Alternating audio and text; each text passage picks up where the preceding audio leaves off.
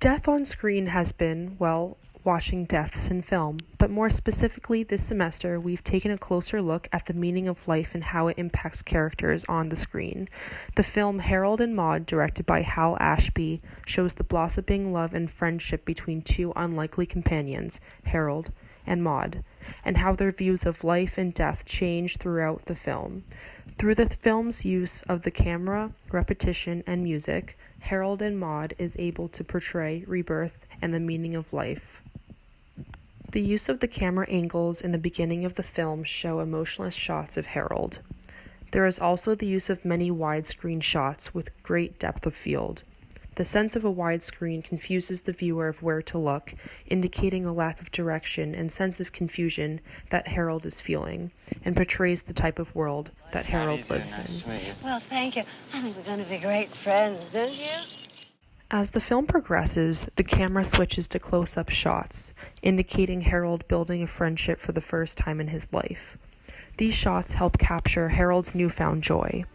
In the scene where the two are shot sitting in the field of garbage, the camera focuses just on the two of them, blurring out everything except for the view of the sunset. This is a way for the camera to show that the unimportant things in life have been blurred out of Harold's life, and he can now only see what's important, thanks to Maude. It also shows us that even in situations that might seem like garbage, beauty and life can still always be found. The repetition of the yellow outfits Hal Ashby makes Maude wear are significant in showing her meaning of life. Yellow, the color of sunshine, is associated with joy, happiness, intellect, and energy.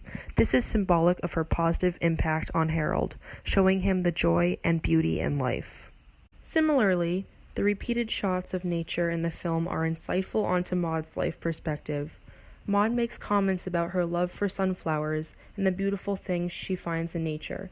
This is representative of how Maude lives her life, to be aware of the beauty around you, and to never forget the small things, which she is passing on to Harold. Bloom and fade and die and change into something else.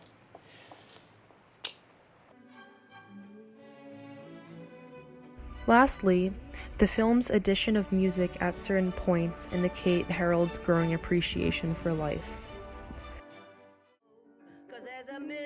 One of the most noticeable is the song "If You Want to Sing Out, Sing Out," which was introduced by Maude.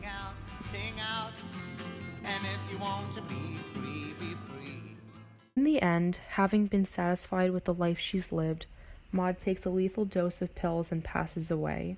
This is a very tragic loss to Harold, and we see in the final scene Harold driving his car off of a cliff.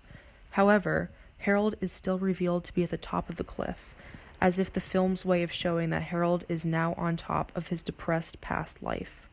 We see Harold holding onto one of his last pieces of Maude, the banjo she gave him. Harold, with his new perspective on life, turns away from the camera as if to turn his back on death and go start his new life with the meaning and purpose Maude has shown him. 'Cause there's a million ways to go, you know that there are.